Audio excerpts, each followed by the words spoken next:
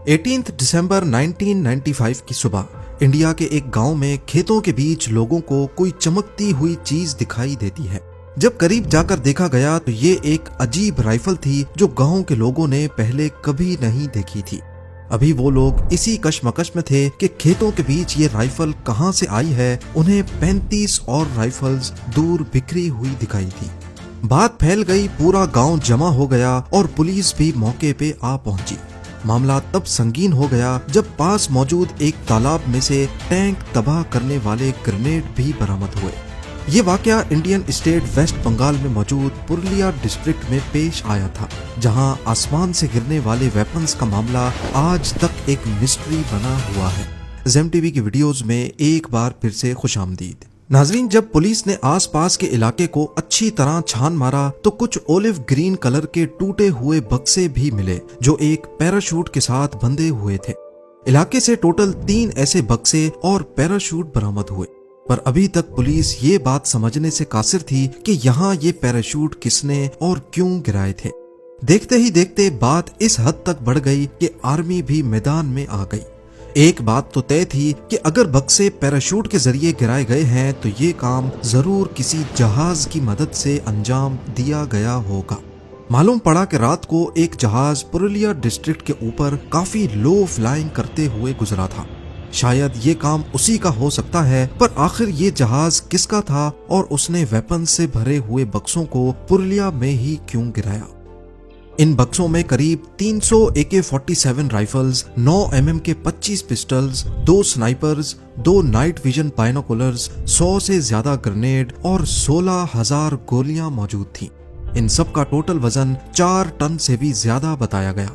बात अब मीडिया तक पहुंच चुकी थी और हर कोई सिर्फ एक ही सवाल पूछ रहा था कि 4 टन वजनी हथियार पुरुलिया पर आखिर क्यों और किसने गिराए। इन्वेस्टिगेशन हुई, एक दिन पुराने फ्लाइट लॉग्स देखे गए, जिससे मालूम पड़ा कि एक लैटवियन एयर का एंटोनोव AN-26 जहाज जो पाकिस्तान के शहर कराची से टेक ऑफ हुआ था, इंडिया के शहर वाराणसी से होता हुआ वेस्ट बंगाल में पुरुलिया के ठीक उसी जगह से गुजरा जहां ये वेपन्स मिले थे, और फिर कलकत्ता के ऊपर से होता हुआ इंडियन एयर स्पेस से एग्जिट हो गया। इंडिया से एग्जिट लेने के बाद जहाज ने थाईलैंड का रुख किया और फुकेट में जाकर लैंड कर गया। पर क्या ये एयर ड्रॉप इसी जहाज से किया गया था? फिलहाल ना तो इसका कोई सबूत था और ना ही इस पर शक करने की कोई ठोस वजह। पर इंडियन एयर स्पेस से निकलने के बाद ये जहाज एक गलती कर बैठा और इसी गलती की वजह से इंडियन अथॉरिटीज को अब इस पर शक होने लगा। गलती ये थी कि जब ये सिविल एविएशन से इंडियन एयर स्पेस में एंटर होने की परमिशन मांग रहा था तो SOP के तहत पायलट ने अपनी डेस्टिनेशन कैम्बोडिया बताई थी, पर असल में ये थाईलैंड में लैंड हुआ था। खैर, कुछ दिनों के बाद एग्जैक्टली 22 दिसंबर 1995 को फुकेट से वापसी पर उसी लैटवियन प्लेन ने दोबारा इंडियन एयर स्पेस में एंटर होने की परमिशन मांगी और इस बार इसने अपनी डेस्टिनेशन लैटविया बताई, पर पहले उसे कराची में रिफ्यूलिंग के लिए लैंड करना था। इस बार सारी तैयारी मुकम्मल थी। जैसे ही वो इंडियन एयर स्पेस में एंटर हुआ, इंडियन एयरफोर्स के 2 MiG-21 फाइटर जेट्स ने उसे इंटरसेप्ट किया और उसे मुंबई एयरपोर्ट पर लैंड करने का हुक्म दिया। यहाँ से शुरू होती है एक अलग कहानी। मुंबई एयरपोर्ट पर लैंड करने के 45 मिनटों तक जहाज के आसपास ना कोई सिक्योरिटी फोर्स आई, ना कोई दूसरा अमला। उस वक्त जहाज में टोटल 8 लोग मौजूद थे, जिनके बारे में जानना इस केस को और उस एयर ड्रॉप की कहानी को समझने के लिए बहुत जरूरी है। एक था डेनमार्क से ताल्लुक रखने वाला किम डेवी। ये पिछले 18 सालों से दुनिया भर में कम्युनिटी बिल्डिंग प्रोजेक्ट्स में काम कर रहा था। इसने ग्वाटेमाला में काम किया था, रशिया में किया, और आपके सरप्राइज के लिए बताता चलूं कि इसने इंडिया की पुरुलिया डिस्ट्रिक्ट में कुछ एग्रीकल्चर प्रोजेक्ट्स पर भी काम किया था। जी हाँ, वही डिस्ट्रिक्ट जहां कुछ दिन पहले 4 टन वजनी हथियार एयर ड्रॉप किए गए थे। दूसरा शख्स जिसका नाम पीटर ब्लीच बताया गया, वो यूके का सिटीजन था। ये पहले यूके की स्पेशल एयर सर्विस ग्रुप का मेंबर और एलीट मिलिट्री यूनिट का सोल्जर था। बाद में ये वेपन्स का डीलर बन गया, पर इस वाक़े के कई सालों के बाद मालूम पड़ा कि ये असल में यूके की MI6 एजेंसी का अंडर कवर एजेंट था। तीसरा शख्स एक इंडियन सिंगापुरियन नेशनल दीपक मणिकांत था और ये आनंदा मरगा नामी एक ऑर्गेनाइजेशन का फॉलोअर था। आपके ताजुब के लिए बताता चलूं कि जहां हथियारों का एयर ड्रॉप हुआ था उससे थोड़ा ही करीब आनंदा मार्गा ऑर्गेनाइजेशन का हेडक्वार्टर मौजूद था। जहाज में बाकी 5 लोग क्रू मेंबर्स थे जिनका ताल्लुक लैटविया से था।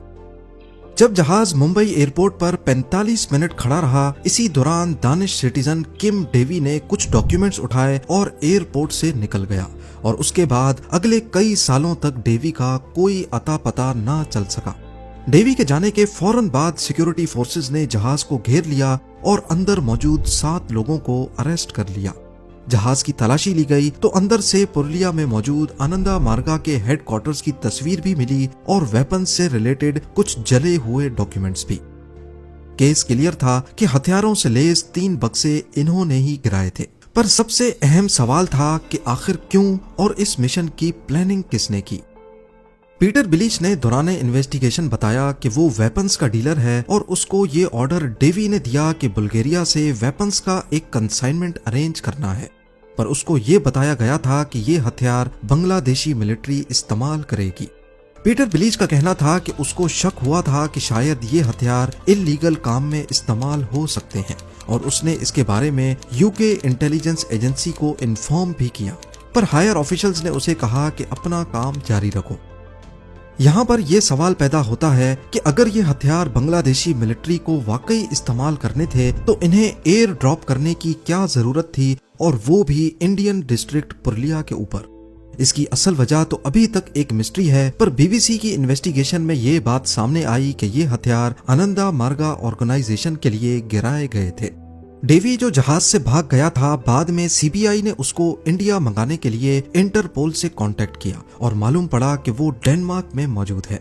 डेवी ने एक इंटरव्यू में बताया कि असल में वो आनंदा मार्गा के लोगों के साथ काम करता था, जिन पर वेस्ट बंगाल की गवर्नमेंट के लोग बहुत जुल्म और ज्यादती करते थे और इसी वजह से उसने ये हथियार उनके सेल्फ डिफेंस के लिए मंगाए थे। डेवी के इंटरव्यू से कंट्रोवर्सी तब पैदा हुई जब उसने इंकशाफ किया कि इस काम में इंडियन कांग्रेस, प्राइम मिनिस्टर और रॉ के कुछ लोगों ने उसकी मदद की थी। यहाँ तक कि डेवी के मुताबिक मुंबई एयरपोर्ट से भागने और मुल्क से एग्जिट करने में भी उसकी मदद एमपी पप्पू यादव और इंडियन प्राइम मिनिस्टर नारासिम्हा राव ने की थी। सीबीआई ने डेवी के लगाए गए सारे इल्जामात को मुस्तरद किया और कहा कि डेवी ये सारी कहानी वापस इंडिया भेजे जाने के डर से बना रहा है।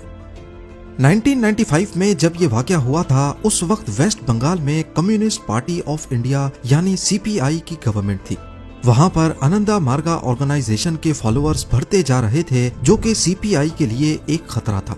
डेवी ने एक इंटरव्यू में इल्जाम लगाया कि सीपीआई के लोग छुप छुप कर आनंदा मार्गा के लोगों पर हमले करते थे और मॉब वायलेंस का नाम देकर वहां की गवर्नमेंट मामले को रफा दफा कर देती थी।